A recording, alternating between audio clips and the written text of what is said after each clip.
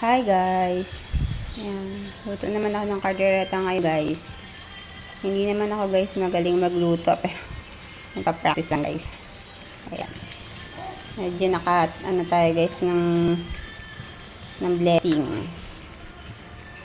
Kaya naman tayo guys. Try naman tayo guys kumain ng masarap. Maiba naman guys. Ayan. Paganda ko. Kaya ko paglutuan yung pamilya ko. Lalo yung anak ko guys. Ayan, malapit na yung maluto.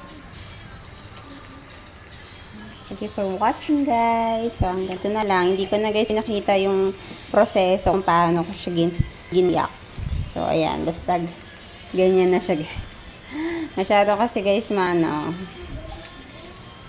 may baby ako guys.